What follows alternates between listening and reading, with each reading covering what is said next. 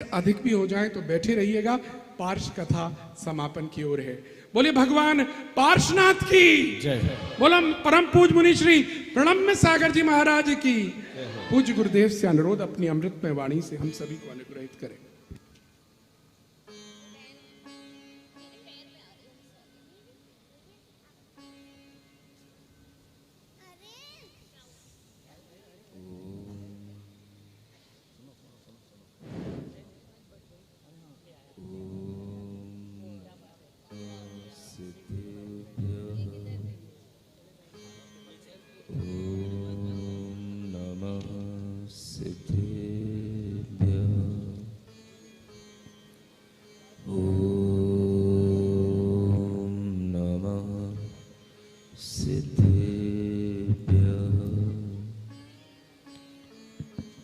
जयतस्तव पार्श्वस्य श्रीमद्भरतोपदत्रयम् क्षयं दुस्तरपापस्य क्षमं कर्तुं ददच्ययम् तमोतु ममतातीत ममोत्तममतामृत तथामितमते तात मतातीतमृतेमित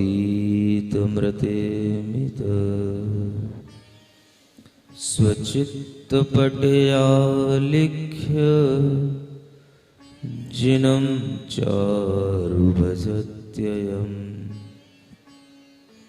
शुचिरूपतया मुख्य पुरं निजश्रियम्। देवादिदेव आदिम तीर्थंकर श्री ऋषभनाथ भगवान की, देवादिदेव श्री पार्श्वनाथ भगवान की, वर्तमान शासन नायक श्री वर्धमान महावीर भगवान की, परम पूज्य आचार्य गुरुवर श्री विद्यासागर जी महाराज की। मोह महात्म दलन दिन तप लक्ष्मी भरतार ते पारस परमेश मुझ हो सुमति दातार। वामानंदन कल्पतरु जयो जगत हितकार मुनिजन जाकी आश करी जाचे शिव फल सार जाचे शिव फल सार। तीर्थंकर पार्श्वनाथ भगवान की यह मंगल कथा भगवान के समोशरण में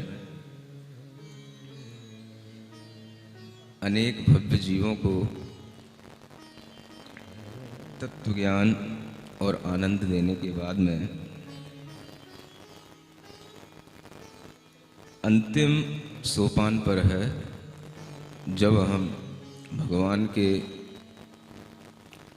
समोशरण में क्या क्या घटित हो रहा है ये भी देख पाएंगे, और समोशरण बिखरने के बाद क्या होता है ये भी आज जान पाएंगे। प्रभु की कथा सुनने के बाद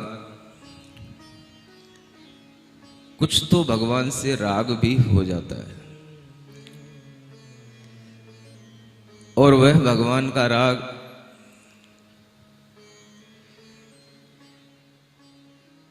प्रशस्त राग कहलाता है।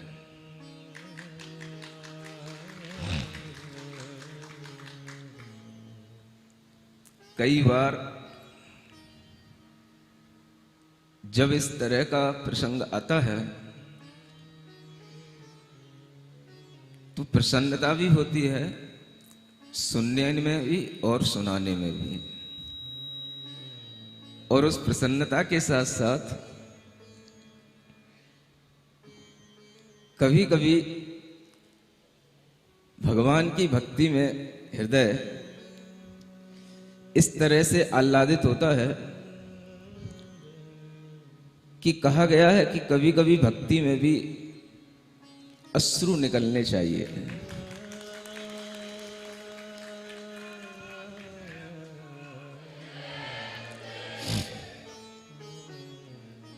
आप लोग इसी तरह से अपने अंदर भक्ति के भाव रखें। और ऐसा भी कई जगह आचार्यों ने भक्ति करते हुए लिखा है, कहा है कि भगवान की स्तुति करते हुए स्नपित वदनम गदगदम चाभि जल्पन यश्चायेत त्वयि दृढ़ मना स्तोत्र मंत्रैर्भवन्तम।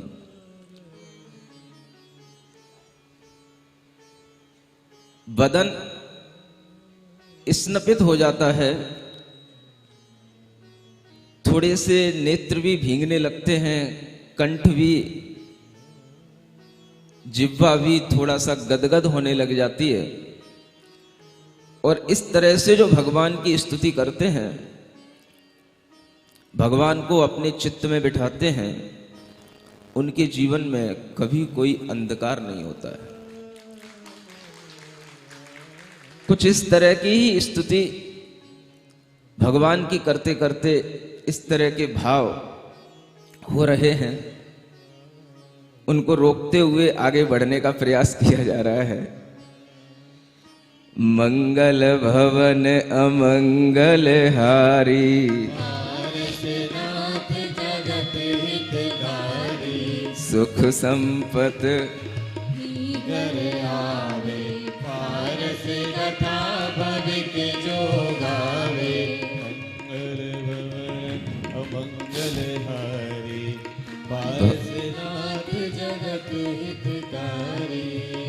भगवान के समोसरण में जब दिव्य देशना हुई, उपदेश हुआ,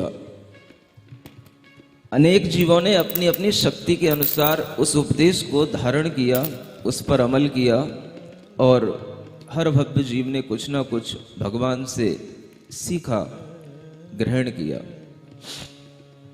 क्या किया वो यहां बताया जा रहा है कि मोक्ति जोग बड़ भाग, भय दिगंबर परिग्रह त्याग, शावक व्रत आदरे, प्रभु पर्याय अनुरत धरे। कितने ही लोग जो मुक्ति का योग जिससे बनता है, ऐसे बड़भागी उन जीवों ने दिगंबर रूप को धारण किया, समस्त परिग्रह का त्याग करके श्रमण बनकर के जीवन पर्यंत के लिए महाव्रतों का संकल्प लिया। कितने ही लोगों ने अपनी शक्ति को देखते हुए श्रावकों के व्रत लिए, अणुव्रत लिए, अष्टमूल गुण लिए, प्रतिमाएं ली, यहां तक कि जो पशु वहां बैठे थे उन पशु पर्याय में भी उन्होंने अणुव्रत धारण किए। आप विचार करें, जो ये अणुव्रतों का वर्णन कल आपको किया था, सुनाया था, ये अणुव्रत बहुत प्रारंभिक स्तर की चीजें हैं। हर जैन श्रावक अगर थोड़ा सा भी जैनत्व का पालन करता है, जैनत्व के संस्कार से जुड़ा होता है, तो वो अणुव्रती होता ही है। मुझे कुछ ऐसा समझ में आता है कि ये अणुव्रत उन अशक्य लोगों के लिए हैं जो बड़े बड़े और प्रतिमा आदि के व्रतों को धारण नहीं कर सकते हैं, उनके लिए यह अणुव्रत का विधान किया गया है।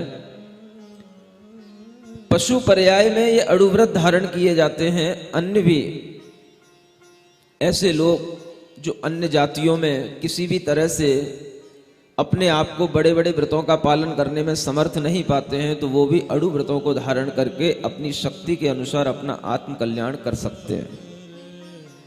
इसलिए इन अड़ुव्रतों का पालन करते हुए भी जीव अपने जीवन को उन्नत बनाता है, और जो सुधी श्रावक हैं उन्हें इससे भी कुछ ऊंचा, कुछ और अधिक करने का मन बना करके रखना चाहिए।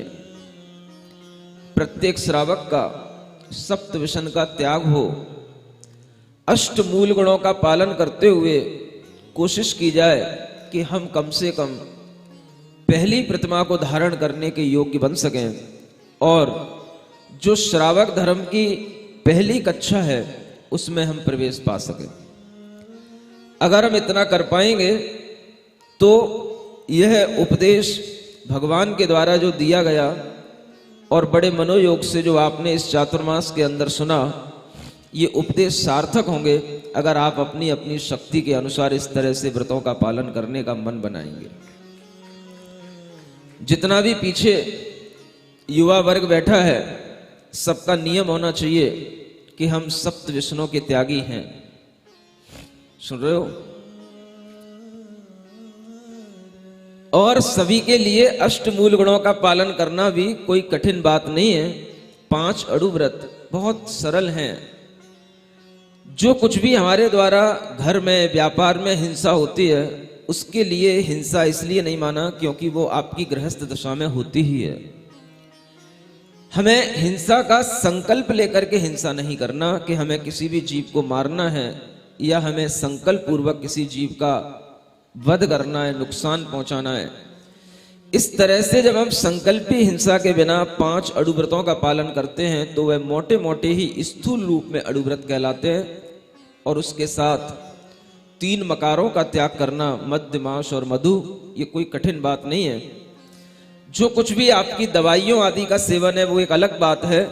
उसके लिए भी जो हमें पता नहीं होता, इनडायरेक्टली जो दवाइयों आदि में कुछ एल्कोहल या कुछ चीजें आ जाएं वो अलग बात है। उसका अष्टमूल गुण से कोई फर्क नहीं पड़ता, क्योंकि वो अष्टमूल गुण आपके होते हुए भी सदोष कहलाएंगे। अगर वो निर्दोष हो गए तो पहली प्रतिमा कहलाएगी। इस तरह का विचार करते हुए हर व्यक्ति को अष्टमूल गुण का पालन करना और सप्त व्यसनों का त्याग करने का भाव बना ही लेना चाहिए, क्योंकि आज इस समूह शरण का अंतिम दिन है और ये समूह शरण आज के बाद बिखर जाएगा। सुन रहे हो? कितने लोगों के भाव हो रहे हैं?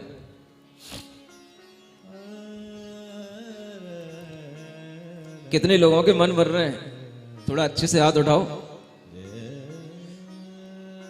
अष्ट मूल गुणों का पालन करना और सप्त व्यसनों का त्याग करना, ये अगर हमारे जीवन में आ गया तो ये चातुर्मास भी सफल होगा और ये पार्श्वनाथ भगवान की कथा भी सफल मानी जाएगी, क्योंकि हम इतना ही कर सकते हैं। इसी से हमें कुछ आगे बढ़ने की सीख मिलेगी। और देखते हैं कि समोसरण में लोग क्या क्या कर रहे हैं। मंगल भवन अमंगल हारी, के नार आर्ज का भई, भरता संग वन को गई, के नर पशु देवी देव, सम्यक रत्न लयो ताहा देव, के शक्तिहीन संसार, व्रत भावना करो निर्धार, पूजा दान भाव परिणय, यथा योग सबके दुख गए। कितने ही नारियां अर्चका बन गई। थोड़ा सा झुक करके बैठ के काम। कितने ही भर्ता के साथ में वन को भी चली गई। अगर भर्ता माने स्वामी पति, अगर वन में चले गए, श्रवण दीक्षा अंगीकार कर ली, तो नारियों ने भी आर्य का दीक्षा अंगीकार कर ली। कितने मनुष्य, पशु, देवी देव सम्यक रत्नत्रय को प्राप्त हुए, और कितने ही जो जीव किसी भी प्रकार की शक्ति अपने अंदर नहीं रख रहे थे, ऐसे जीव भी व्रत की भावना निरंतर करते रहे। किसकी भावना? अगर हम व्रत अंगीकार नहीं कर पाते हैं तो हम व्रत की भावना भी कर सकते हैं कि हमें व्रत लेना है, हमें व्रती बनना है। और इस तरह से व्रत की भावना करते हुए पूजा, दान आदि भावों में परिणति आ जाती है तो ये भी श्रावक का धर्म कहलाता है। और इस तरह से सबने अपनी अपनी शक्ति के अनुसार यह व्रत लिए और अपने अंदर किसी ना किसी तरह से धर्म का भाव धारण करके उसको पालन करने का प्रयास किया। अब बात करते हैं उस जीव की जो संवर देव के नाम से था, जिसने प्रभु पार्श्वनाथ के ऊपर उपसर्ग किया और उपसर्ग करने के बाद में भगवान तो केवल ज्ञान को प्राप्त होकर के समो शरण में विराजमान हो गए, लेकिन वह जीव जो कमठ का जीव था वो कहां जाएगा? जब भगवान के कल्याण की पूजा होती है तो सभी देव आते हैं, और जब सब देव आएंगे तो उसमें वो भी आएगा।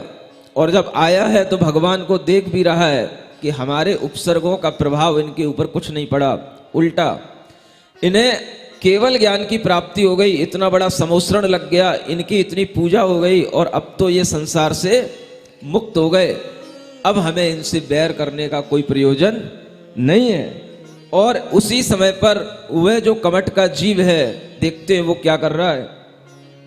मंगल भवन अमंगल हारी, पारसनाथ जगत हितकारी, कमठ जीव सुर ज्योतिषी, करि वचनामृत पान, वमो बेर मिथ्यात्व विषय, नमो चरण जुग आन। सम्यक दर्शन आद्र्यो, मुक्ति तरोवर मूल, शंकादिक मल परिहरे, गई जन्म की भूल। वह कमठ का जीव जो ज्योतिषी देव बना हुआ था, उसने जब भगवान के वचनामृत का पान किया तो उसने भी अपने अंदर सम्यक दर्शन को धारण कर लिया, और अनादि काल से चला आया जो मिथ्यात्व था, अनंतानुबंधी जो कषाएं उसके अंदर थीं, वो सब नाश को प्राप्त हो गई, और वह जीव भी मुक्ति का पात्र बन गया। भविष्य में वह जीव भी मोक्ष को प्राप्त करेगा, ऐसा उसने अपनी टिकट कटा ली। सम्यक दर्शन प्राप्त करने की भावना से उसने सभी जो शंका कांक्षा आदि मल होते हैं उन सब दोषों को छोड़ा, और निशंक होकर के निर्भीक होकर के उसने तत्व की श्रद्धा करने का और सच्चे देव वीतराग देव कोई देव मानने का और उनकी पूजा आराधना करने का अपने मन के अंदर जो संकल्प लिया, उसी से उसके अंदर सम्यक दर्शन का भाव उत्पन्न हुआ। और इस तरह से जब वहां पर यह देव सम्यक्त को प्राप्त हुआ, उसके साथ साथ अनेक और भी देव सम्यक दर्शन के पात्र बने, और वहां पर अनेक तापस लोग भी आए हुए थे। कैसे तापस?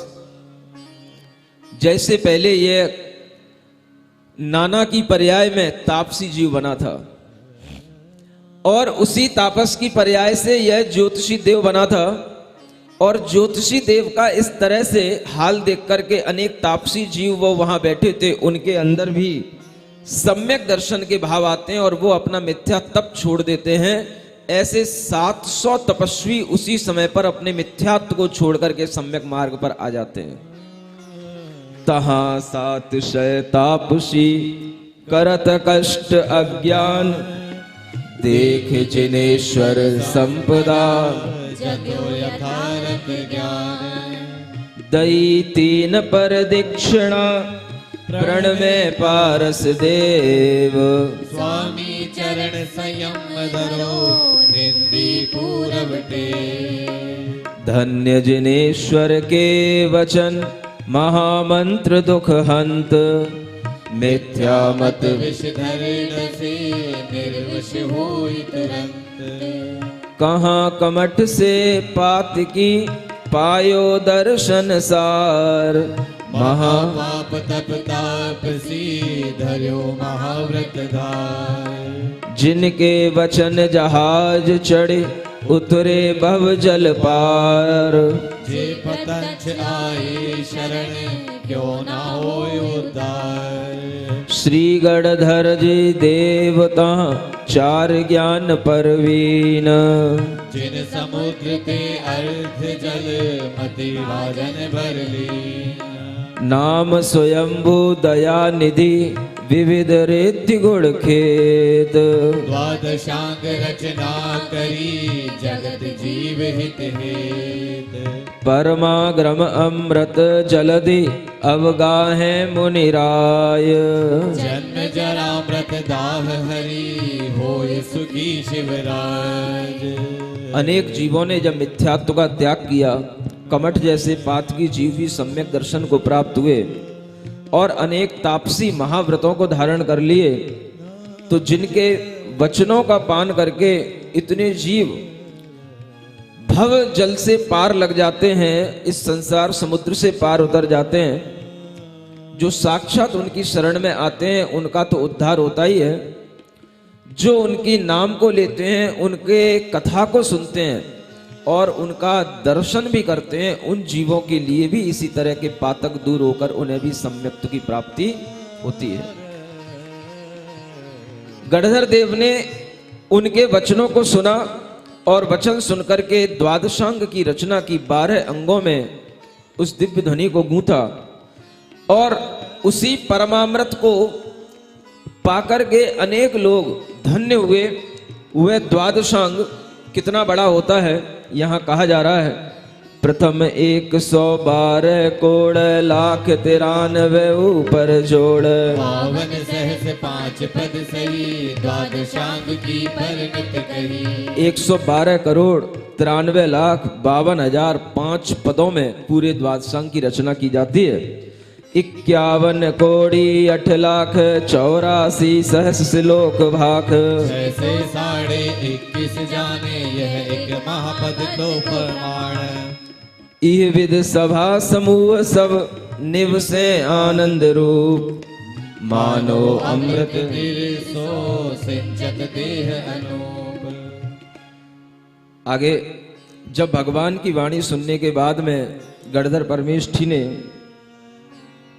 हर तरह से द्वादशांग की रचना करके सभी के शंका का समाधान कर दिया और समोसरण में बैठे हुए सब जीवों ने भगवान की दिव्य ध्वनि का भी अमृत पान कर लिया और बहुत दिनों तक एक ही स्थान पर समोसरण जब लगा रहा तो इंद्रदेव के मन में एक बात आती है कि ये भगवान अगर एक ही जगह पर विराजमान रहेंगे तो दुनिया में बहुत सारे जीव भव्य बैठे हुए हैं, उनका कल्याण कैसे होगा। सुन रहे हैं? केवल हरि पर्वत पर ही भगवान बैठे रहेंगे तो अन्य अनेक गंज हैं, अनेक कॉलोनियां हैं, वहां पर भी जाए बिना भगवान के गुणगान गाए बिना उन लोगों के जीवों के मन के अंदर कैसे परिवर्तन आएगा। और ये प्रार्थना की जाती जहां पर इन मंगल भावों के साथ ओम अरहम ओम अरहम ओम अरहम बोल। ओम अरहम ओम अरहम ओम अरहम बोल। सभी कार्य की सिद्धि से तू पहले इसको बोल। सभी कार्य की सिद्धि से तू पहले इसको बोल। तब सुरेश उठ विनती करी, हाथ जोर सिर अंजुलि धरी, हो जगनायक जग आधार दीन भवन जन तारण हार। यह विहार अवसर भगवान करिए देव दया उरयान। भविक जीव खेती कुमलाय मिथ्या तप सो सुखी जाय। वो परमेश अनुग्रह करो वाणी वर्षा सो तप हरो। मोक्ष महापुर के परधान तुम बन जाए दया निधान। प्रभु सहाय भवि सुख पद लेहि, आवागमन जलांजलि देहि। इह विधि इंद्र प्रार्थना करो, सहस नाम करि धुनेश करी। भयो अनिच्छा गमन जिनेस, भव जीवन के भाग विशेष। सकल सुरासुर जय जय कियो, जिन विहार अमृत रस लियो। गमन समय और विधि भई, समो शरण रचना खिर गई। चले संग सुर चतुर निकाय, चौविधि सकल चले सुर राय। सुरदुंद विबाजे सुखकार, जिन मंगल गावे सुर नार। हाथ दुदाजुत देव कुमार, चले गाई नभ में छविसार। 34 400 कोस, होय सुवेक्ष सदा निर्दोष। नभ विहार जिन वर के होय, होए जीव घात ता करे न कोय सब उपसर्ग रहित भगवंत निराहार आयु पर्यंत चतुरानन देखे संसार सब विद्यापति परम उदार जब इंद्र ने प्रार्थना की 1000 नामों से भगवान की स्तुति की, जिसे हम सहस्त्र नाम स्तुति के नाम से जानते हैं। हर तीर्थंकर के साथ में इसी तरह से स्तुति करके उनसे निवेदन किया जाता है। लेकिन आप ये भी जानते हैं कि भगवान के पास में मन नहीं होता, इच्छाएं नहीं होती, विचार नहीं होते, फिर भी बिना इच्छा के भगवान गमन करते हैं। स्तुति की जा रही है, लेकिन ऐसा नहीं है कि भगवान की स्तुति सुनकर के ही भगवान विहार करते हैं। वो एक अपने आप सहज एक निमित्त नैमित्तिक संबंध बन जाता है, और वह ऐसा संबंध होता है कि जिसे हम किसी भी तरह से कह नहीं सकते, और वह संबंध भव्य जीवों के पुण्य के योग से बन जाता है। किधर भगवान जाएंगे, कहां जाएंगे, यह कुछ भी निर्धारण नहीं होता है। और भगवान का जब विहार होता है तो उस समय पर भव्य जीवों के पुण्य योग से भगवान का उस स्थान पर आगमन होता है जहां के भव्यों में सुधार की पूर्ण संभावना होती है। जब भगवान का विहार होता है उस समय पर चारों ओर देवलोक दुंदुभी बाजे बजाते हैं। अनेक देव कुमार सुर आगे आगे चलते हैं, ध्वजाओं को हाथ में लिए हुए। जिन मंगल को गाते हुए अनेक देव नारियां चलती रहती हैं, और जिधर जिधर से भगवान गुजरते वहां से चारों दिशाओं में 400 कोस तक सुविक्ष होता रहता है। आकाश में विहार होता है, किसी भी जीव का घात नहीं होता है, सभी प्रकार के उपसर्गों से रहित भगवान हो जाते हैं, निराहार रहते हैं, और चारों दिशाओं में उनके मुख रहते हैं। सभी विद्याओं के वो स्वामी होते हैं, जो अनेक प्रकार के अतिशय देवकृत होते हैं, वह भी सब भगवान के साथ में विहार में चलते रहते हैं। और जो समोसरण में अतिशय होते हैं, 14 जो केवल ज्ञानकृत अतिशय होते हैं, वो सब अतिशय भगवान के साथ रहते हैं। भगवान के शरीर की कभी परछाई नहीं पड़ती, उनके कभी पलकें नहीं टिपकती, और कभी भी उनके केवल ज्ञान होने के बाद में नाखून और बाल कभी भी बढ़ते नहीं हैं। उससे पहले तो बढ़ते हैं, लेकिन केवल ज्ञान होने के बाद नहीं बढ़ते हैं। ये केवल ज्ञान के अतिशय हैं जो यहां आपको बताए जा रहे हैं। प्रभु के तन की पर न छाही, पलक पलक सो लागे नाही। नख अरु केश बड़े नहीं जासे, ये दश केवल अतिशय भासे। भाषा सकल अर्धमागधि, खिरय सकल संशय हर सधी। नर पशु जाति विरोध जीव, सब उर नेत्री धरे सजीव। नाना जात विरच दुख दल, सब ऋतु के फल फूल निफले। प्रभु संचार भूमि मण भरी, सुरभि पवन पीछे अनुसर, वायु कुमार जनित सुख करे। सुर नर पशु सभागत जीव, परमानंद सहित सब देह। मारुत सुर योजन मित मही, करें धूलि तृण वर्जित सही। मेघ कुमार करे मन लाय, गंधोदक वर्षा सुखदाय। जितने भी भवनवासी देव होते हैं, वायु कुमार देव होते हैं, मेघ कुमार देव होते हैं, सब अनुकूल वातावरण बनाते हुए भगवान के साथ में चलते हैं, और भगवान की परिचर्या करते हुए आगे आगे चलते हैं। रास्ते को साफ करते हुए, शुद्ध करते हुए, रास्ते में जल वृष्टि करते हुए, गंधोदक वृष्टि करते हुए, हल्की हल्की मंद मंद वर्षा करते हुए चलते हैं। जैसे आपने देखा होगा कि कभी कभी जब बड़े बड़े विवाह शादी आयोजन होते हैं तो कुछ ऐसे पंखे चलते हैं जो आगे आगे लिए हुए, वो लाइट लैंप वाले, वो कुछ बौछार सी करते रहते हैं। ये सब चीजें आप लोगों ने भगवान के मंगल विहार से ही सीखी हैं। और उस समय पर जब भगवान चलते हैं तो उनके चरणों के नीचे एक एक स्टेप जैसे जैसे वो रखते चले जाते हैं, एक एक चरण कमल के नीचे 225 कमलों की रचना होती चली जाती है। और वो अद्भुत दृश्य जो भी लोग देखते हैं अचंभे में पड़ जाते हैं।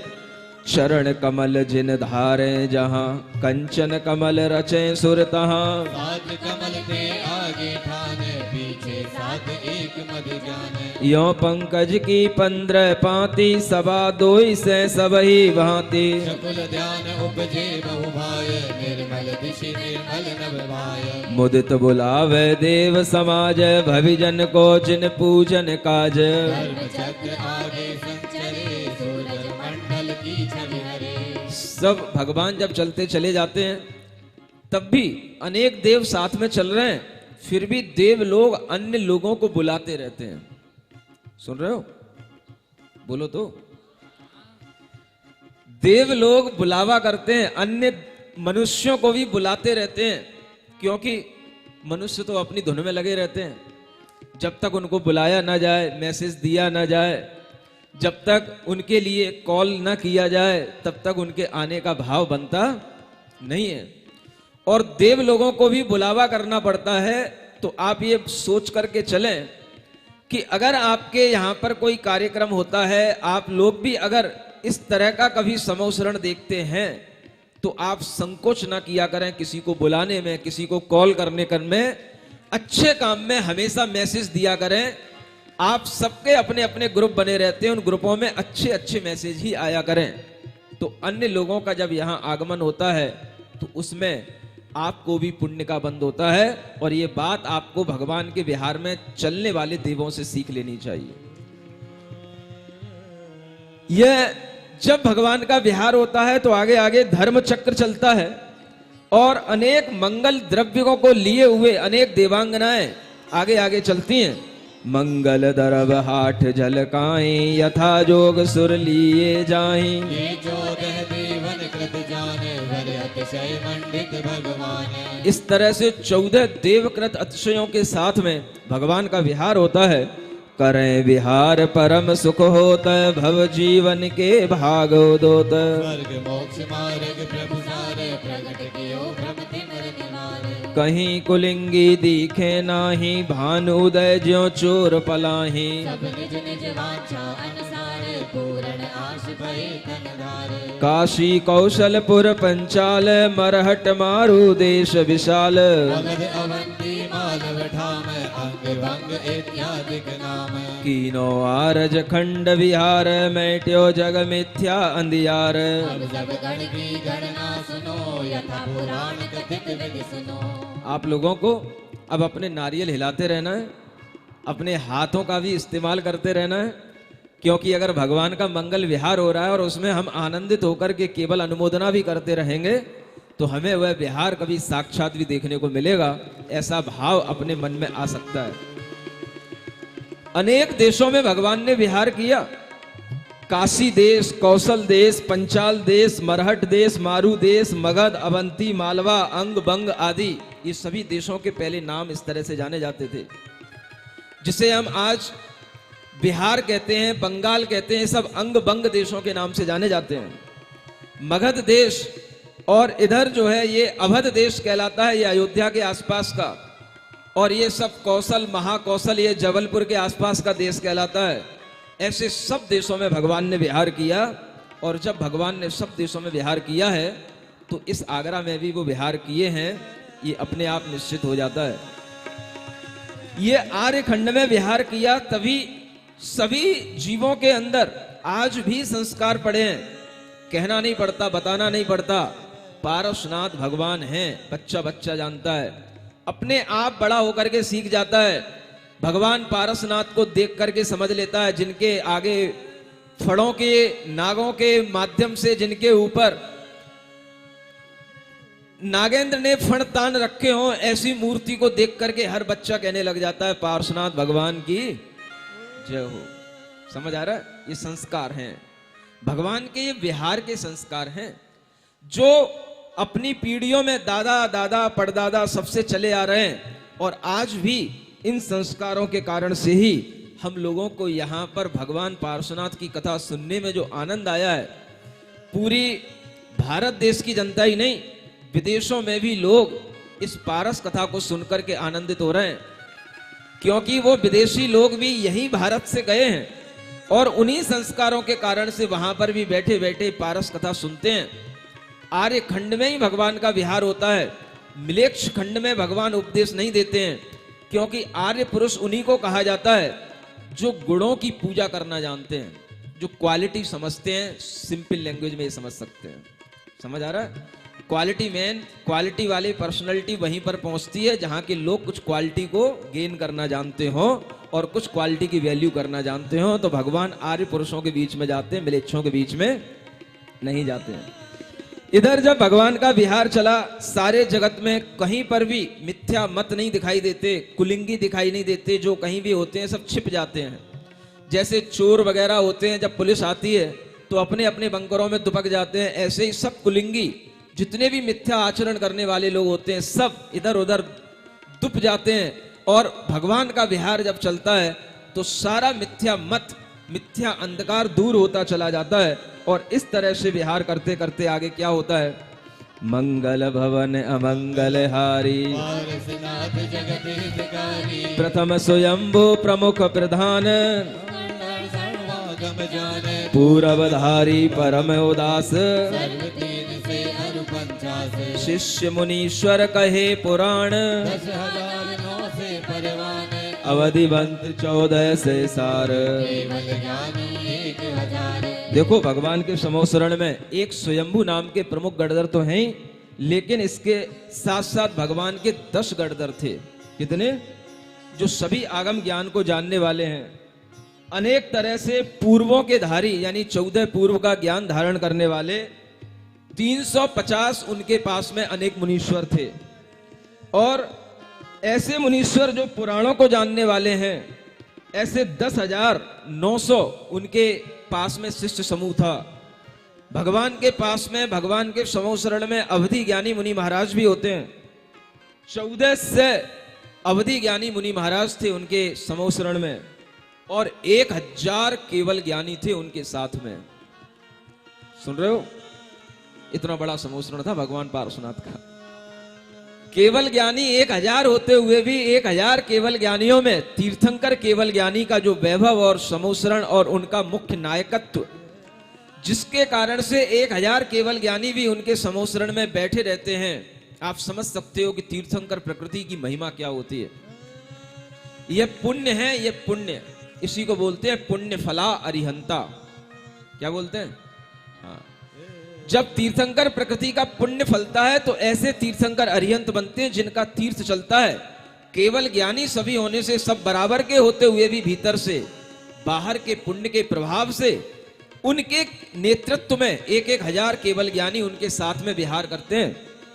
और उसके साथ साथ विविध विक्रिया रिद्धि बलिष्ठ एक शेष जानो उत्कृष्ट, मन पर जय ज्ञानी गुणवंत, 7 शतक 50 महंत। अनेक प्रकार की विक्रिया रिद्धियों को धारण करने वाले 1,000 मुनीश्वर हैं उनके पास में। मने पर्याय ज्ञान को धारण करने वाले 750 मुनि महाराज हैं। 6 से बाद विजयी मुनि महाराज सब मुनि, 16 सहस समाज, सहस 26 अरिका गनी, 1,00,000 श्रावक व्रत धनी। अनेक प्रकार के वाद विवाद करके दूसरे मत वाले वादियों को जीतने की जिनमें क्षमता होती है, ऐसे 600 वादी उनके पास में हुआ करते हैं। और सब मिलकर के 16,000 मुनि महाराज हैं उनके पास में। कितने? 26,000 आर्यिकाएं उनके समोसरण में, 1,00,000 श्रावक हैं। 3,00,000 श्रावक नी जाने वर्णी संख्या मूल पुराण। देवी देव असंख्य अपार, पशुगण संख्या के निर्धार। 1,00,000 श्रावक हैं तो 3,00,000 श्राविकाएं हैं। अनेक प्रकार की देवी और देवियों की संख्या तो असंख्यात है, वो सब आपको असंख्यात संख्या से ही जानना है। और पशुगण भी उसमें संख्यात होते हैं। और इस तरह से विदबार सभा समेत रत्नत्रय मार्ग विनती है, विरहमान दर्शावत बाट, 70 वर्ष भये कछु घाट। जब भगवान विहार करते करते 70 वर्ष निकाल लिए। कितने? भगवान की आयु कितनी थी पता है? कल परीक्षा होनी है, देना है परीक्षा। कितने लोग देंगे? हाथ उठा के बताना। बहुत बढ़िया। जो लोग हाथ नहीं उठाए हैं उनके लिए क्या कारण है? देखो, एक बात याद रखो, एक अच्छी बात बता रहा हूं आपको, ध्यान रखना। इस तरह की कथाएं सुनने के बाद, इस तरह के पुराणों को सुनने के बाद अगर आप परीक्षा देने का भाव करते हैं तो इसका मतलब है कि आप भगवान के वाणी को पूरा सुनने के बाद उसकी तैयारी करने में अपना मन लगाते हैं। और अगर इस तरह से आप मन लगा करके अपने अंदर किसी भी तरह की तैयारी करते हैं तो आपके अंदर जो संस्कार आएगा, वो संस्कार आपको आज जितना ज्ञान है आगे चल करके उससे लाख गुना ज्ञानी आपको बनाएगा। कई लोग कहते हैं महाराज हमने परीक्षा की तैयारी की, परीक्षा दी, लेकिन हमारी फर्स्ट सेकंड थर्ड नंबर नहीं आया। नंबर नहीं आया कोई बात नहीं, लेकिन ये परीक्षा आपके नंबरों के लिए नहीं होती है। ये परीक्षा आपके अंदर ज्ञान के संस्कार, धर्म के संस्कार डालने के लिए होती है। और इस तरह के संस्कार अगर आपके अंदर आ जाएंगे तो आप कभी भी अज्ञानी नहीं रहेंगे, मूर्ख नहीं रहेंगे, कभी भी आपकी बुद्धि कमजोर नहीं होगी। इसलिए धर्म की परीक्षा हर व्यक्ति को देने का मन बना के रखना चाहिए। और यह ध्यान रखना चाहिए, मैं हमेशा कहता हूं कि धर्म की परीक्षा में कोई भी व्यक्ति फेल नहीं होता, समो शरण में कोई भी फेल नहीं होगा, हर व्यक्ति पास होगा और हर व्यक्ति को गिफ्ट मिलेगी जो कल यहां परीक्षा देने आएगा। समझ में आ रहा है?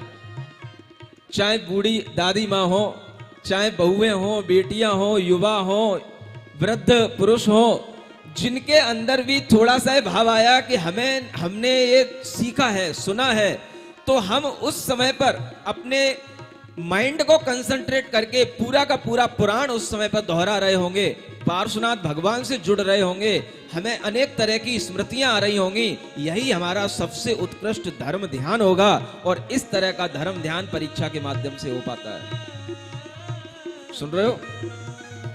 आप यहां पर परीक्षा दो, आप बड़ भागी हो जो आप ऑफलाइन परीक्षा दोगे, यहां पर मुनिराज बैठे होंगे आपकी परीक्षा में, लेकिन ऑनलाइन भी देने वाले बहुत सारे श्रावक तैयार हैं जो ऑनलाइन भी परीक्षा देंगे, उनकी भी परीक्षा ली जाएगी और वो भी देने को तैयार हैं। तो जब आप यहां साक्षात हो, आप परीक्षा नहीं दोगे तो फिर ऑनलाइन जो परीक्षा दे रहे हैं उनको देख करके आप सोचो कि लोग ऑनलाइन परीक्षा देने को तैयार है, तो आप क्यों ना दोगे, है ना? तो ये सौभाग्य आपको मिल रहा है और ये सौभाग्य आपको कल मिलेगा।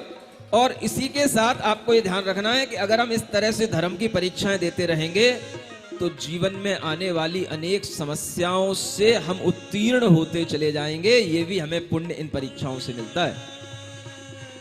भगवान 70 वर्ष तक विहार करते रहे, क्योंकि 30 वर्ष के बाद उन्होंने दीक्षा ले ली थी। आयु उनकी 100 वर्ष की थी। 70 वर्ष जब पूरे होने को हैं तो भगवान विहार करते करते 70 वर्ष तक उन्होंने केवल ज्ञान के साथ धर्म देशना दी और इस तरह से धर्म की प्रभावना की, धर्म का प्रचार किया। अनेक भव्य जीवों के कल्याण करने के बाद में जब उनकी आयु पूर्ण होने का समय आता है तो वह कहां पहुंचते हैं?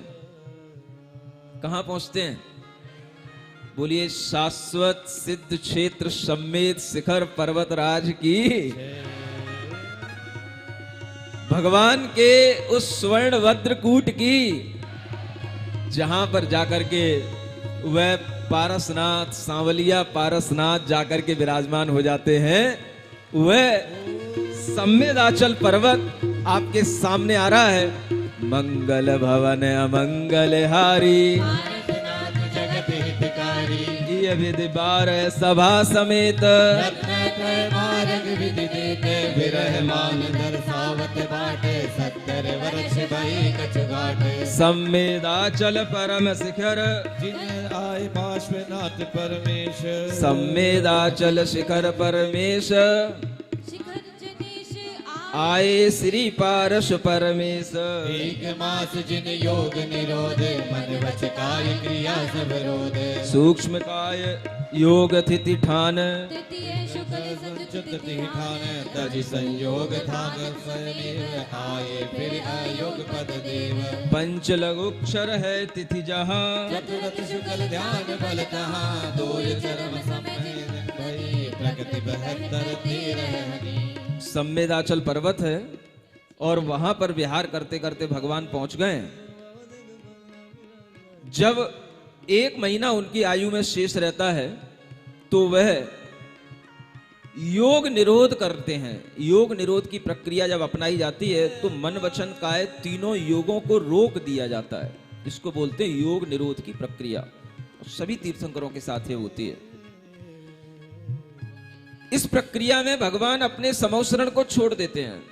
फिर उनके समौसरण में किसी भी तरह का दिव्य उपदेश नहीं होता, समौसरण नहीं लगता, वैभव छोड़ देते हैं। यानी भगवान को वो समौसरण की कुर्सी भी छोड़नी पड़ती है, वो गंधकुटी, वो सिंहासन सब छोड़ना पड़ता है और वो सब छोड़ करके सब बिखर जाता है। केवल एक सामान्य दिव्य आत्मा की तरह वह उस सुवर्णवज्र कूट पर खड़े हो जाते हैं और वहां पर 1 महीने तक मन वचन काय की क्रियाओं को रोकने के लिए निरंतर पुरुषार्थ करके शुक्ल ध्यान ध्याने का पुरुषार्थ करते हैं। 13वें गुणस्थान में सयोग केवली गुणस्थान में भी शुक्ल ध्यान होता है और 14वें गुणस्थान में भी शुक्ल ध्यान होता है। अंत के 2 शुक्ल ध्यान इन दोनों गुणस्थानों में होते हैं। और जब अंतिम वह 14वें गुणस्थान में पहुंच जाते हैं तो उस समय पर केवल 5 लघु अक्षर पढ़ने का समय होता है और वहां पर वह चरम और द्विचरम समय में, माने लास्ट क्षण और सेकंड लास्ट मोमेंट में 85 कर्म प्रकृतियों का क्षय करते हैं। और इन सब कर्म प्रकृतियों का जैसे ही क्षय होता है भगवान को मोक्ष की प्राप्ति होती है और उनके साथ में 36 मुनीश्वर भी मोक्ष को प्राप्त होते हैं। ये विधि कर्म जीत भगवान एक समय पहुंचे निर्वाण और 36 मुनीश्वर साथ लोक शिखर निवसे जिन थान। बोलो पार्श्वनाथ भगवान की। ओ भला बिराजा जी, ओ बाबा देखो भला बिराजा जी, भला बिराजा जी, ओ बाबा देखो भला बिराजा जी। सावलिया पारसनाथ शिखर पर भला बिराजा जी, सावलिया पारसनाथ वह दिवस बिराजा जी।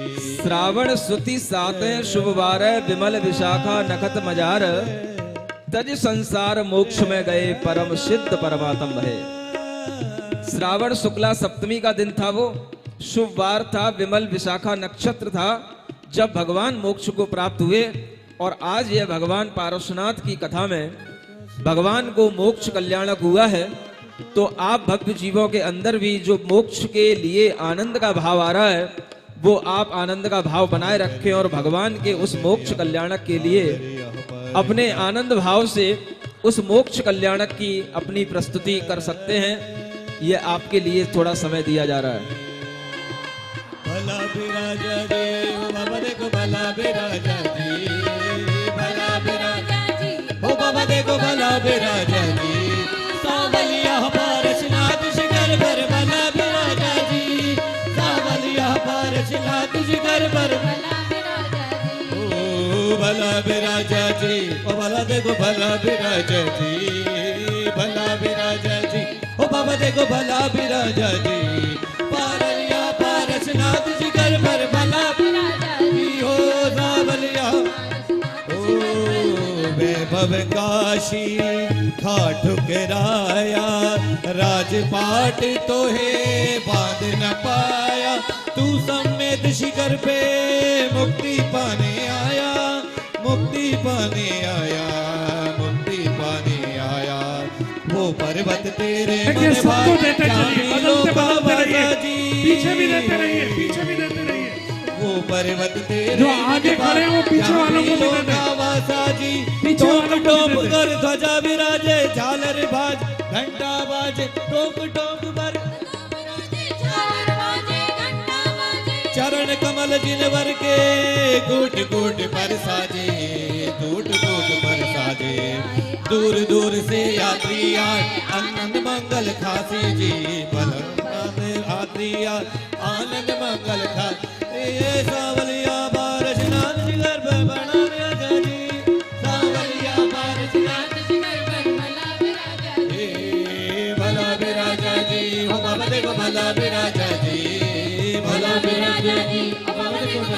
राजा जी बावलिया पारसनाथ शिखर पर भला विराजा जी बावलिया पारसनाथ शिखर पर भला विराजा जी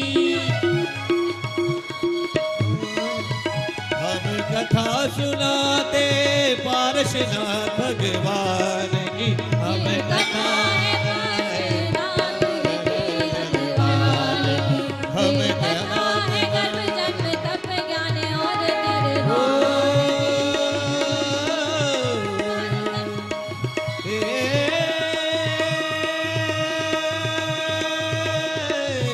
चलिए यथा स्थान बैठने की कोशिश कीजिए।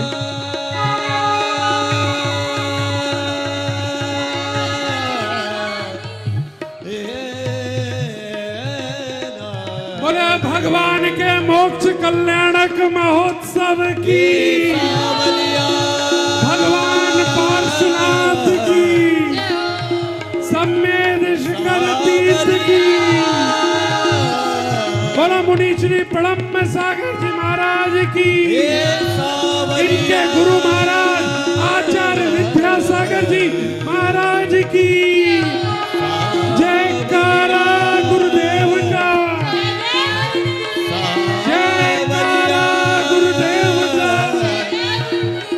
जयकारा गुरुदेव का।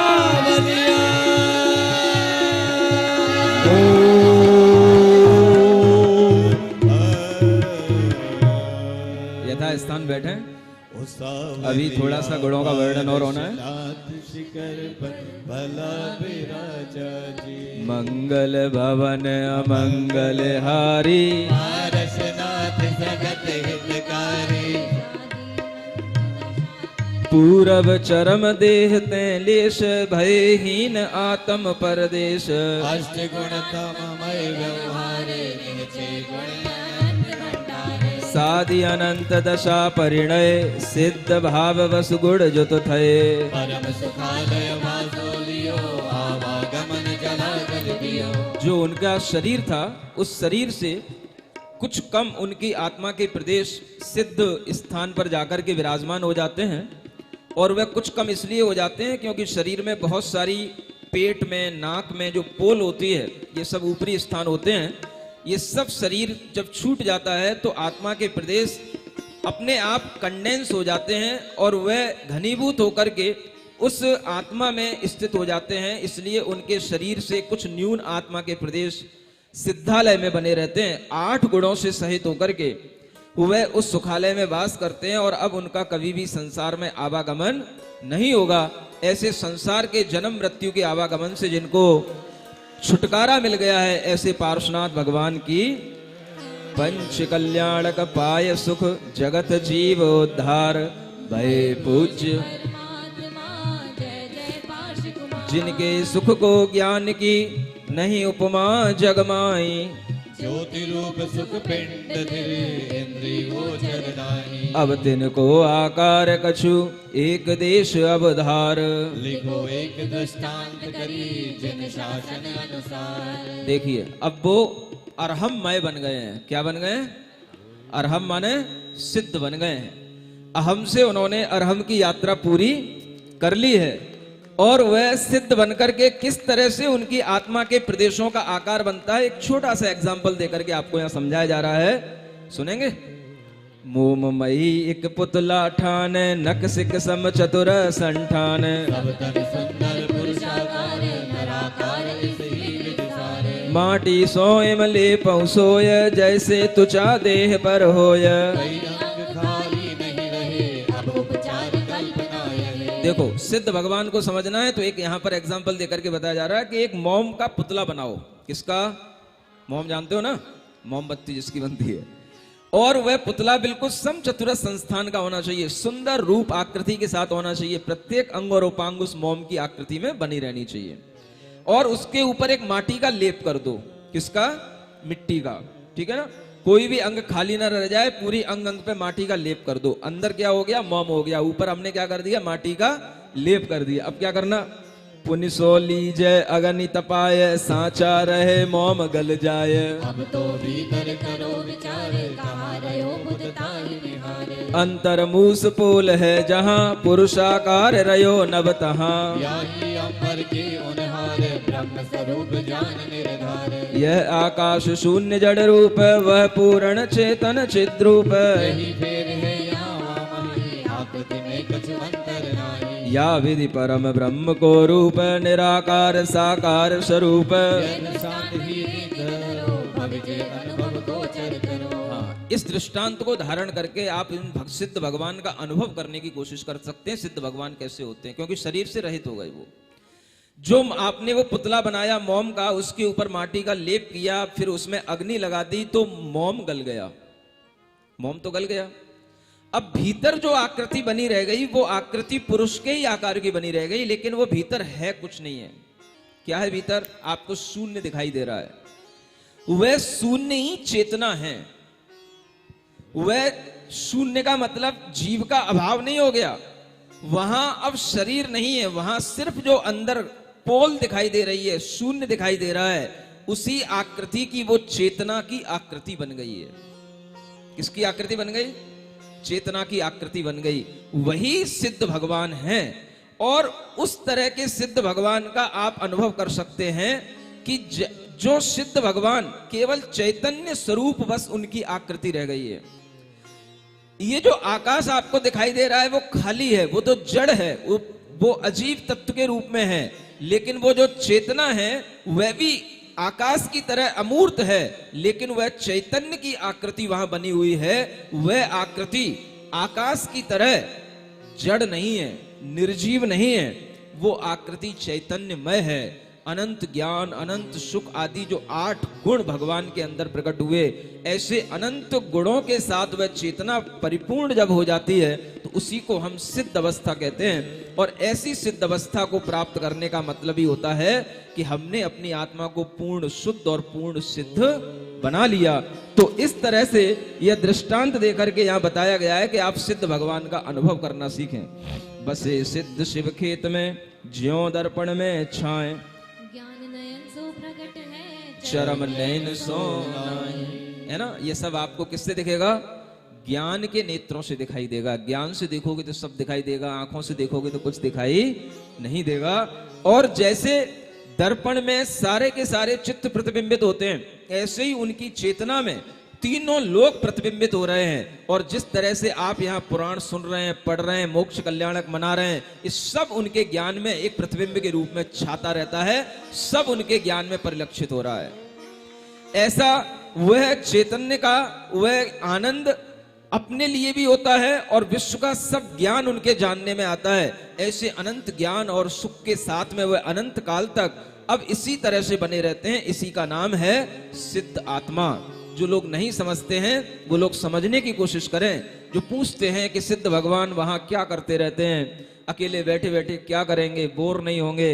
बोर जब होते हैं जब दिमाग होता है, माइंड होता है, बॉडी होती है, ब्रेन होता है। जब इन सब चीजों का अभाव हो गया तो शुद्ध आत्मा, शुद्ध चैतन्य पदार्थ का जब वो अपना आनंद लेंगे तो वो किसी पर डिपेंड नहीं होंगे। माइंड और ब्रेन भी हमें डिपेंडेंसी के साथ ही हमारे अनुभव में आते हैं कि अगर आपके दिमाग में कहीं कोई ठोकर लग गई तो बेहोश हो जाते हो, कुछ सुध बुध नहीं रहती है। तो हमारा ज्ञान इस ब्रेन के ऊपर डिपेंड है। ऐसे डिपेंडेंट कोई उनके पास में फैक्टर नहीं रहा, अब वो पूर्ण रूप से स्वतंत्र हो गए। इसी को बोलते हैं स्वतंत्र आत्मा, सिद्ध आत्मा, शुद्ध आत्मा। तो हम ये समझने की कोशिश करें कि शुद्ध सिद्ध आत्माओं को किसी पर पदार्थ की कोई भी आवश्यकता नहीं रह जाती है। मंगल भवन अमंगल हारी, पारशनाथ जगत हितकारी, तब इंद्रादिक सुर समुदाय, मोक्ष गए जाने जिन राय, श्री निर्वाण कल्याणक काज, आए निज निज वाहन साज, परम पवित्र जान जिन देह, मणि शिविका प्रतापी देह, करी महापूजा तिहि बार, ये अगर चंदन घनसार, और सुगंध दरव सुचिलाय, तब में सुरासुर शील नमाय, अगनि कुमार इंद्र तयता में, मुकुटमाल प्रगति अभिराम, ततकिन भस्म भई जिनकाय, परम सुगंध दशो दिशिधाय, सूतन भस्म सुरासुर लई, कंठ ही कर मस्तक ठई, भक्ति भरे सुर चतुर निकाय, यही विधि महापुण्य उपजाय, कर आनंद निरत बहुवेव। निज निज धाम गए सब देव, और इस तरह से देवों ने निर्वाण कल्याणक मनाया। भगवान के निर्वाण कल्याणक मनाने के लिए अग्नि कुमार देव विशेष रूप से अपने मुकुटों से अग्नि प्रज्वलित करके जो नख और केश शेष रह जाते हैं उनका विसर्जन करते हैं, और बाकी का भस्म जो भगवान के शरीर की जो कुछ भी उनके पास में बची हुई वहां दिखाई देती है थोड़ी बहुत, वैसे तो सब कुछ कपूर की तरह उड़ जाता है, लेकिन जो भी वहां प्रतीकात्मक रहती है उसको भी वो देव लोग अपने शरीर पे लगा लेते हैं। इतने सुंदर देव होने के बावजूद भी वो देव उसको अपने शरीर पर लगा करके अपने आप को धन्य धन्य मान करके अपने अपने स्थानों पर पंच कल्याणक की पूजा करके चले जाते हैं। पंच कल्याणक पूज प्रभु शिव श्रीकांत जिनेश, सब जग सुख संपत्ति करो श्रीनिवास परमेश। अब थोड़ा सा यहाँ पर फ्लैशबैक चलता है, थोड़ी सी पिछली कथा कहाँ से शुरू हुई थी, कहाँ पूर्ण हुआ था, ऐसा कंक्लूजन आपके सामने आ रहा है। पहले भववामन कुल पवित्र मरुभूति उपन्ने सरल चित्त दूजे वन हस्ती वज्र घोष जिन पाले 12 व्रत अदोष। तीजे भव द्वादश स्वर्गवास सहसा नाम सब सुख निवास। चौथे विद्याधर कुमार लघु वैसे लियो चारित्र भार। पंचम भव अच्युत सुरग थान 22 जलधि जाथित प्रमाण।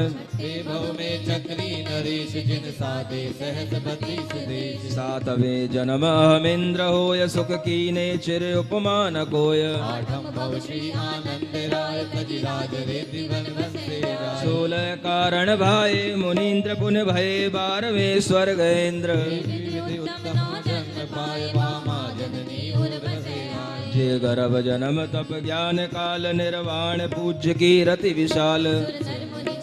करे सेव सो जयो वासुदेवादिदेव। नाम लेत पातक भजे सुमरत संकट जाए। 23 में अवतार मुझ बसो सदा लाए। ये हमने पार्श्वनाथ भगवान के 10 भवों को एक साथ जाना, और कमठ ने 10 भवों में क्या किया उसको भी सुनते हैं, क्योंकि जहां हीरो के हमें भव दिखाई दे रहे हैं वहां विलेन को भी हमें भूलना नहीं है, क्योंकि अब वो सम्यक दृष्टि हो गया है। अब उसको पापी मत कहना, सुन रहे हो, वो अब क्या हो गया है, सम्यक दृष्टि हो गया, उसका भी निकट भविष्य में कल्याण होगा, वो भी मोक्ष को प्राप्त होगा। इसलिए किसी से बैर मत बांध के रखना। अब कमठ देखते ही एकदम से भौं नहीं तननी चाहिए। क्या सुन रहे हो? अब कमठ का नाम सुन करके कोई मन में बैर भाव नहीं आना चाहिए, क्योंकि वो जीव भी अपना कल्याण करके मुक्ति को प्राप्त होगा। कमठ जीव तन छोर द्वितीय कुरकट अहि जयो। नरक पंच में जाय आय अजगर तन पायो। धूम प्रभा में उपज भील अति भयो भयानक चरम। नरक धूम से भेद मच्छम भूथानक। पशु जौनी भुज महिपाल नृप देव ज्योतिषी अवतरो। दुख भरे बेर भाव विस्तरु फल्यो। क्षमा भाव पल पास जिन कमठ बैर फल जान। दोनों दिशा विलोक के जो हित सोर आन। देखो अंत में कहा जा रहा है कि क्षमा भाव का फल पार्श्वनाथ भगवान है, और बैर भाव का फल यह कमठ के पूर्व भव है। ऐसा जान करके जो आपके उर में, हृदय में, दिल में अच्छा लगे वैसा कर लेना, है ना। जिसको आपको अपना आइकॉन बनाना हो बना लेना। जीव जाति जावंत सब सो मैत्री भाव करी। या को यह सिद्धांत बैर विरोध न कीजिए। जो भगवान बखान करी धुनि सो गुरु गौतम ने उरयानी। ता पर आई थई रचना कछु 12 सुधारस बानी। तानुसार आचार्य संग सुधी बल सो बहु काव्य बखानी। यो जिन ग्रंथ भारत है अयथारत है सब और कहानी। जितने जैन सिद्धांत जगते सब सत्य स्वरूप। धर्म भावना हित सब हित मित शिक्षा रूप। कल्पित कथा सुहावनी सुनते कौन अर्थ। दाम किस काम के लेखन लिखे अकथ। यहाँ कवि महोदय अंत में कह रहे हैं कि यह जो हमने आपके लिए कहानी सुनाई है, कथा सुनाई है, कथा लिखी है, ये कथा कल्पित कथा नहीं है, ये यथार्थ है। अन्य जितनी भी कथाएं होती हैं उनमें कुछ भी यथार्थ नहीं होता है, और इस तरह की कथाओं को सुनने से कोई धर्म भावना नहीं आती, कोई शिक्षा नहीं मिलती। इसलिए ऐसी हितकारी कथाओं को सुनना चाहिए। और इस तरह की कथाओं का फल हमेशा पुण्य बंध का और स्वर्ग और मोक्ष का फल देने वाली ये कथाएं होती हैं। ऐसी कथाओं को करने से, सुनने से अगर ये जीव उद्यम करे, पुरुषार्थ करे, तो इसका निर्वाण कल्याण ये जीव भी अपना मना सकता है। यह यहाँ पर आपको भावना करने के लिए कहा गया है। प्रभु चरित्र में से किमपि ये कीनो प्रभु गुणगान, श्री पारस परमेश को पूर्ण भयो पुराण। पूर्ण चरित विलोकिके भूधर बुद्धि समान, भाषा बंद प्रबंध यह कियो आगरे ठान। अब कवि अपने लिए कह रहे हैं कि अमर कोश नहीं पढ़ियो में, नहीं कहीं पिंगल पेख्यो, काव्य कंठ नहीं करी, सुरसुति सो नहीं सीख्यो। अक्षर संधि समास ज्ञान वर्जित विधिहीनी, धर्म भावना हेतु किमपि भाषा यह कीनी। जो अर्थ छंद न मिल कहो सो बुध फेर समारियो, सामान्य बुद्धि कवि की निरख क्षमा भाव उर धारियो। कवि भी क्षमा मांग रहे हैं कि जो कुछ भी हमने लिखा है तो क्षमा करना। अगर कहीं कोई सामान्य बुद्धि वाले कवि ने लिखा है, अगर कहीं कुछ अर्थ छंद बैठा नहीं हो, कहीं कुछ गलती हो गई हो तो क्षमा करना। तो जब कभी क्षमा मांग सकते हैं तो हम भी आपसे क्षमा मांग सकते हैं कि हमने भी कहीं कुछ कहने में भूल चूक कर दी हो, कभी आपको डांट दिया हो, या कभी कथा भी आगे पीछे हो गई हो। एक प्रसंग मुझे याद आता है जब कुछ आगे पीछे हो गया था। एक बार मैंने पूछा था कि जब ये प्रसंग चल रहा था कि किसको दर्पण देख करके वैराग्य हुआ है, समझ आ रहा है? तो उस समय कुछ गलत बोलने में आ गया था। वो शायद नाम मरुभूति का ले दिया गया था, वो शायद उनके पिता के भव का नाम था। तो ऐसी कुछ भूल कभी कभार हो जाती है, वो याद आ जाती है। तो याद की हुई भूल तो क्षमा प्रार्थी होती ही है, और जो याद ना आए वो भी आप सुधी सुधार पढ़ो सदा, है ना, वो ध्यान में रखा करें।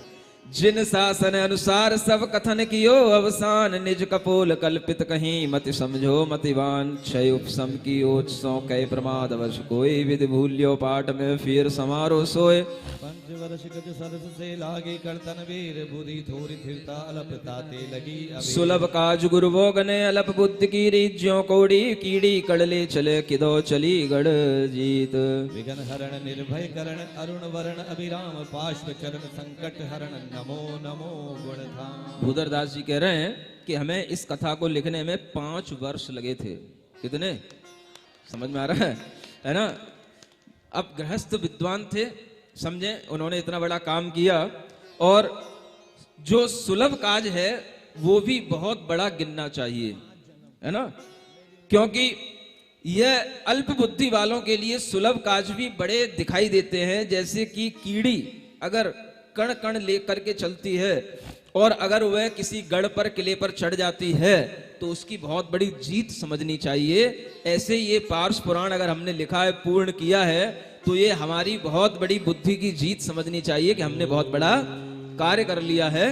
और आप लोगों ने ये जो पार्श पुराण पूरा सुन लिया है, ये भी आप अपने पुण्य को सराहें, और हम भी अपने पुण्य को सराहते हैं कि जो इस पार्श पुराण का पूरा बखान एक ही परिसर में निर्विघ्न रूप से सफल हुआ और पूर्ण हुआ।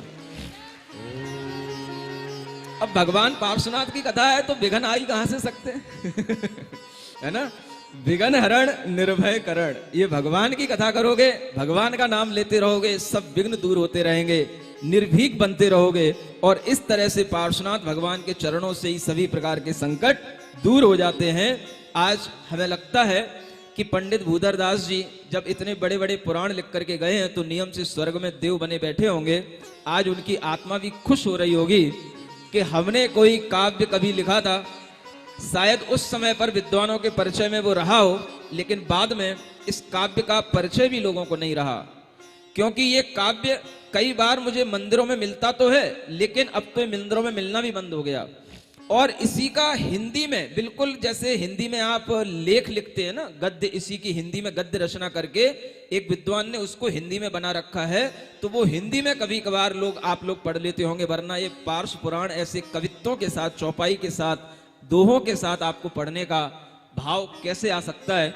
और आज वह चीज उनके जाने के बाद भी अगर पूर्ण हुई है, पूरी हुई है, तो उस कवि का वह पुण्य रहा होगा कि हम जैसे मुनि महाराज के मन में भी इस तरह की कथा और ये द्रव्य क्षेत्र काल भाव का संयोग कि जिस आगरा में वह इस तरह की कथा लिखे हैं और जन्मे हैं, जहां उनके कार्य क्षेत्र रहा है, वहीं उसी आगरा में इस तरह की पार्श्वनाथ भगवान की कथा कही गई, पूर्ण हुई। और ये कथा का अतिशय भी देखो कि वैसे तो ये कथा पहले भी नरसिंहपुर के लोग बैठे जानते हैं कि नरसिंहपुर में पहला चतुर्मास आचार्य श्री का संग छोड़ने के बाद पहला चतुर्मास नरसिंहपुर में हुआ था।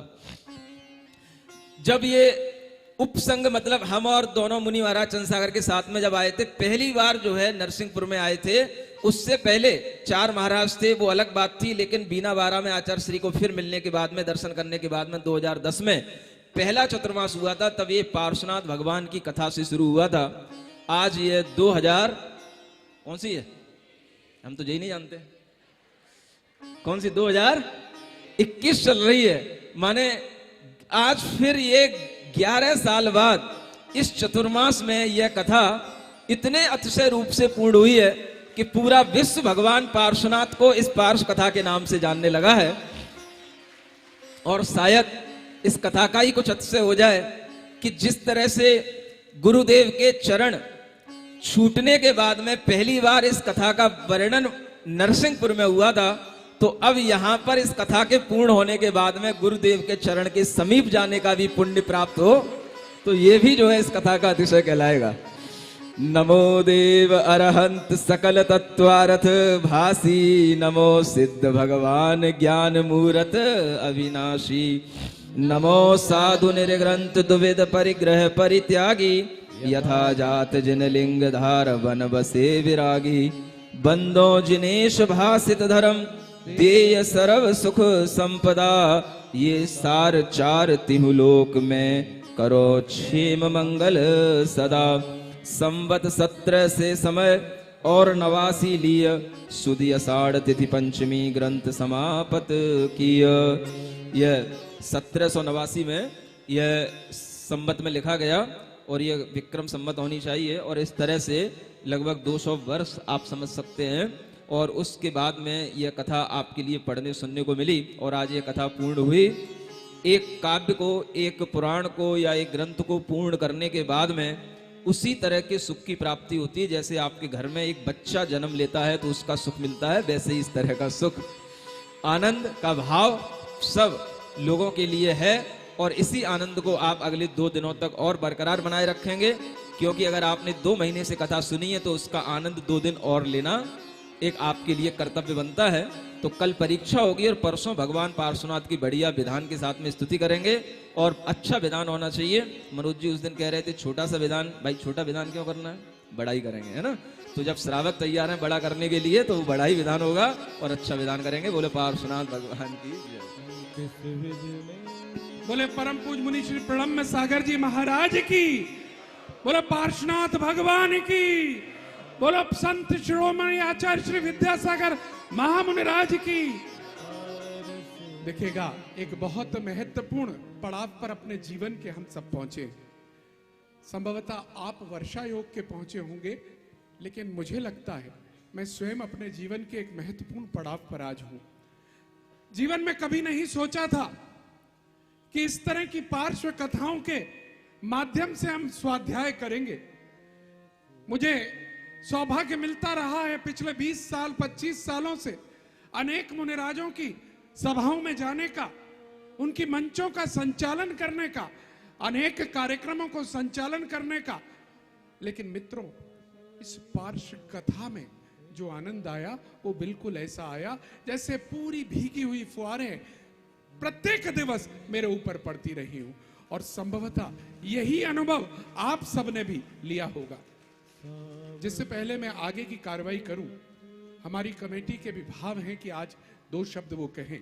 अगर हमारी कमेटी की तरफ से आदरणीय जगदीश प्रसाद जी 2 मिनट में अपनी बात को कहेंगे, इसके बाद छिपी टोला यहां पर आया हुआ है, अपनी बात को रखने को वो बात रखेंगे, विहार की बात भी करेंगे। अगर सुनील जी मेरी आवाज सुन रहे हो तो वो कृपया आ जाएं। संभवतः अभी आ नहीं पाए हैं आप। बोले आचार्य श्री विद्यासागर जी महाराज की जय। बोले मुंशी प्रेम सागर जी महाराज की जय। बंधुओं, आज के इस अभूतपूर्व आयोजन जो पार्श कथा का गत 2 माह से चल रहा था, हम सभी आज अंतिम क्षणों में अभिभूत हैं। हम पूज्य गुरुवर ब्रह्म सागर जी के आजन्म ऋणी रहेंगे कि उन्होंने हम सबको इस पार्श कथा के माध्यम से और धर्म की ओर जोड़ा और मोड़ा। बंधुओं, हमें कल्पना नहीं थी, इस आयोजन समिति को कभी कल्पना नहीं थी कि पूज्य गुरुदेव के चरण कमल जब आगरा में पड़ेंगे तो विशाल समुदाय साक्षात समव शरण में बैठ करके धर्मा लाभ लेगा। ऐसी मंगल भावना के साथ मैं पुनः पुनः गुरुदेव के चरणों में निवेदन करता हुआ आज के इस अवसर पर, हे गुरुदेव, अभी तो ये झांकी है और आगे पूरा कार्यक्रम बाकी है। हे गुरुदेव, आपके चरण कमल की कृपा से पंच कल्याणक तो होने ही हैं, लेकिन निश्चित रूप से हम सभी की भावना है कि पूज्य गुरुदेव का शीतकालीन प्रवास भी आगरा वासियों को मिले, जिससे आगरा वासी धन्य धन्य हो सकें। ऐसी कामना के साथ गुरुदेव के चरणों में नमस्कार करते हुए मैं भावना भाता हूं। बोले मुंशी प्रेम सागर जी महाराज की जय। बहुत बहुत धन्यवाद। आज बहुत सारे लोग कह रहे थे कि साहब आपने लिस्ट जारी कर दी बिहार की, हमारा तो नाम ही नहीं है, ऐसे कैसे हो सकता है? ऐसा नहीं होगा। हाँ, नहीं है, हमारा भी नहीं है, कमला नगर का भी नहीं है, हाँ, बहुत सारी जगह रह गई है, चिंता मत करिए। लेकिन एक वायदा चाहता हूं, अभी अभी समोसरों का विघटन और बिहार की बात हमने सुनी। 1 तारीख को वो दृश्य देखना चाहता हूं जिसका वर्णन अभी कथा में हुआ कि जब समवसरण का विघटन होता है तो क्या दृश्य होते हैं। आप कौन कौन आएंगे समोसरण का विहार कराने? प्रातःकाल 6:30 बजे 1 अक्टूबर को यह हम देखेंगे उसी दिवस। आज आपके हाथों को नहीं देखेंगे, बड़े झूठे भी होते हैं कुछ हाथ। लेकिन जिस भक्ति भावना से भगवान पार्श्वनाथ का आपने समवसरण कराया, का विहार कराया, वो भक्ति भावना हमें आपकी भावनाओं में दिखनी चाहिए। वो सड़कों पर फुहारे होने चाहिए, वो सड़कों पर ध्वज होने चाहिए, वो जयकारे होने चाहिए, सैकड़ों हजारों की संख्या में लोग होने चाहिए। और एक बात और कहूंगा, जो भी शैलियां जहां भी जा रही हैं, बहुत भाग्यशाली हैं जिनका नाम आ गया है। समोसरण आपके पुण्य से टिकता है, तारीखों से नहीं टिकता है। अब आपने सोचा हमें तो 5 दिन मिल गए, हम ले भी आए, मनोज भाई ने कही थी बड़ी शानदारी से लाना, ले भी आए और घर में जाकर बैठ गए। समोसरण मुश्किल है टिकना भैया। अपनी व्यवस्थाओं को चाक चौबंद रखिएगा, जिम्मेदारी कमेटी की ओर से कह रहा हूं। बहुत दिल पर पत्थर रख के अपने नाजुक से गुरुदेव को आपके पास भेज रहे हैं, कोई कष्ट ना होने देना। मुनिराज कष्ट सहते हैं तो उनका परिचय सहना नहीं, ये वो कहे, ये शास्त्रों में है, लेकिन श्रावक धर्म कहता है मुनिराज को कष्ट ना होने दे, ये हम कहेंगे। व्यवस्थाएं आहार विहार निहार की सुनिश्चित करना, कहीं कोई कमी ना रह जाए। और जो प्रवचन हो अपने पड़ोसियों को भी बुला लेना, जैन हो या जैनेतर हो, कि आइए हमारे यहाँ एक ऐसे महामुनिराज आ रहे हैं जिनको सुनने के लिए पूरा देश आतुर है, वो आज हमारी कॉलोनी या हमारे मोहल्ले में आना है। ऐसी व्यवस्था करना मित्रों, वरना आपका पुण्य वहीं क्षीण होगा, विहार आगे हो जाएगा। और जो रह गए निश्चित तौर पर मानिएगा कि हम उसको एक्सटेंड करेंगे। अभी तो थोड़ा सा टाइम टेबल दिया है, पूज्य गुरुदेव की व्यवस्थाओं को देखेंगे, आपका समर्पण देखेंगे, कमेटी पूरा वॉच रखेगी। कहीं भी कहीं कमी लगती है हम वापस ले आएंगे। यहाँ पर हम पर सारी व्यवस्थाएं, यहाँ बहुत शानदार व्यवस्थाएं, लेकिन कमी आपकी तरफ से नहीं होनी चाहिए। और लगा कि लोग उत्साह के साथ आ रहे हैं, बड़ा अच्छा हुआ साहब, यहाँ तो कम थे वहां और आ रहे हैं, तो उसको विहार को और एक्सटेंड किया जा सकता है और पूरा माह तक एक्सटेंड किया जा सकता है। ये सब आपकी भक्ति के ऊपर है। हमारे बीच में एक बहुत महत्वपूर्ण अतिथि आए हैं। परम पूज्य मुनि श्री चंद्र सागर जी महाराज के गृहस्थ अवस्था के मित्र हैं, जबलपुर से पधारे हैं। ऋषभ कुमार जी जैन, सुभाष चंद्र जी जैन, आइएगा, जहां भी हो मेरी आवाज सुन रहे हो तो यहां पर आकर श्रीफल अर्पण करें, जो भी अगर मेरी आवाज पहुंचा सके उन तक। यहाँ आइए, आइए, जोरदार तालियों के साथ स्वागत करिएगा। चंद्र सागर जी महाराज जिन्होंने अपनी छोटी छोटी कहानियों के साथ सबका दिल जीता हुआ है, साथ में पूरा ध्यान रखते हैं अपने पूज्य महाराज जी का भी, कोई कष्ट ना हो पहले उनका ध्यान रखते हैं फिर अपनी बात कहते हैं। ऐसे चंद्र सागर जी के गृहस्थ अवस्था के मित्र का जोरदार तालियों के साथ स्वागत कीजिएगा। और अब बात करूंगा छिपी टोला की। छिपी टोला का तो पुण्य तीव्र है भैया, जहां एक साथ तीन तीन मुनिराज उनको पहले से ही मुले हुए हैं। आप कह रहे हैं साहब उससे भी पेट नहीं भरा, जब तक ये दो मुनिराज वहां न पहुंचे तो आनंद कैसे आए।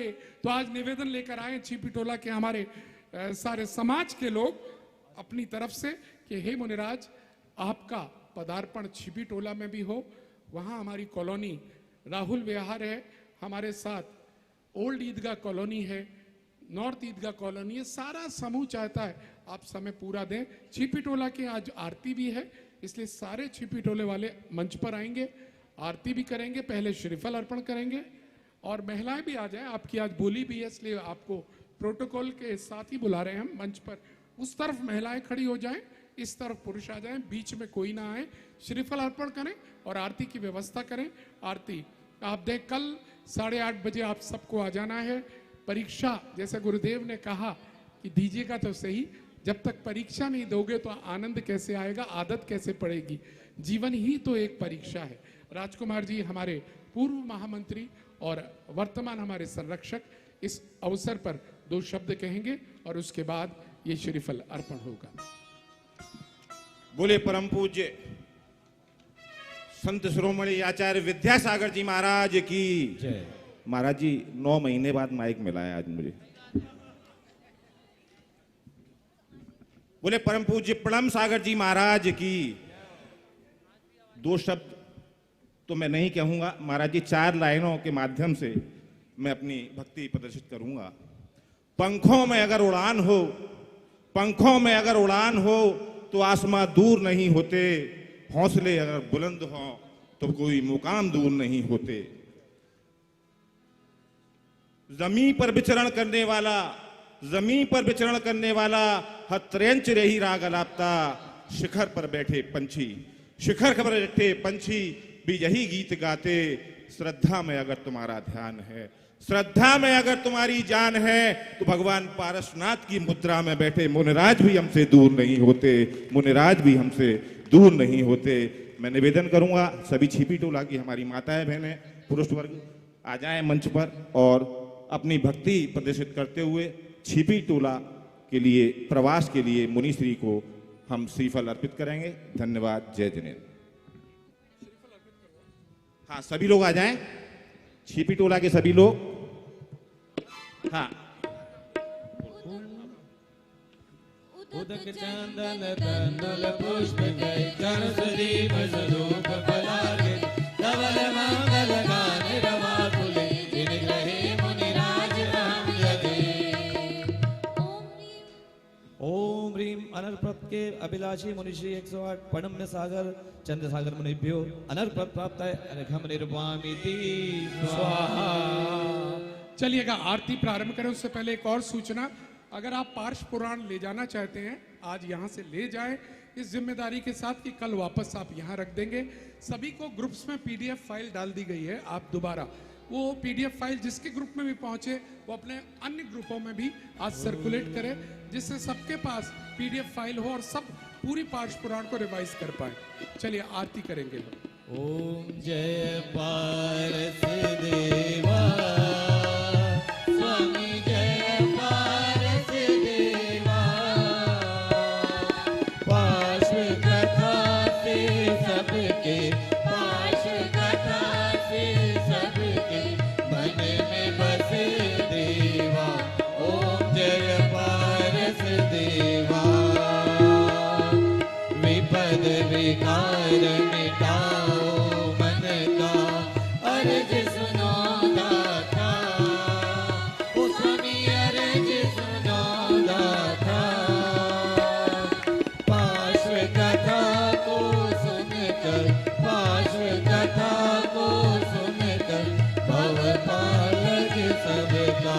ओम जय पारस देवा, ओम जय पारस देवा, स्वामी जय पारस देवा। पार्श्व कथा से सबके, पार्श्व कथा से सबके मन में बसे देवा, ओम जय पारस देवा। बाजे छम छम छम छम छम, बाजे घुंघरू, बाजे घुंघरू, हाथों में दीपक लेके आरती करो, ओ बाजे छम छम छम छम छम, बाजे घुंघरू, बाजे घुंघरू, हाथों में दीपक लेके आरती करो। ओ यह विधि मंगल आरती कीजे, पंच परम पद पद सुख लीजे, हाँ पांचवी आरती साधु तुम्हारी, कुमति विनाशन शिव अधिकारी। इसलिए हाँ इसलिए बाबा तेरी आरती करूं, गुरुवर आरती करूं, हाथों में दीपक लेके आरती करूं। बाजे छम छम छम छम छम, बाजे घुंघरू, बाजे घुंघरू, हाथों में दीपक लेके आरती करो, ओ हाथों में दीपक लेके आरती करो, हाथों में दीपक आरती करो।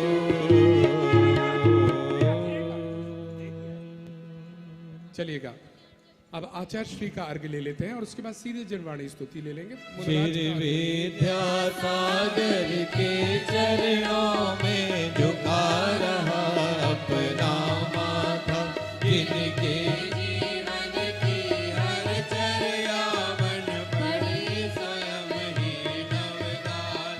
जय आगम का वह सुधा कलश, जो बिखराते हैं गली गली।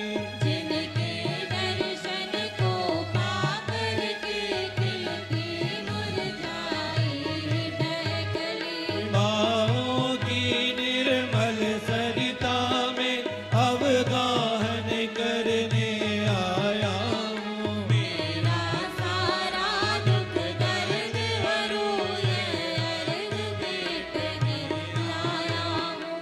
हे तपोमूर्ति है आराधक, हे योगीश्वर है महासंत। हे अरुण कामना देख सके युग युग तक आगामी बस। सामने से हट जाएं। ओम रूम परम पूजाचार्य श्री विद्यासागर जी महामुनिराज के पावन चरण कमलों में अनर्घ्य पद प्राप्ताय अर्घम निर्विपामीति स्वाहा।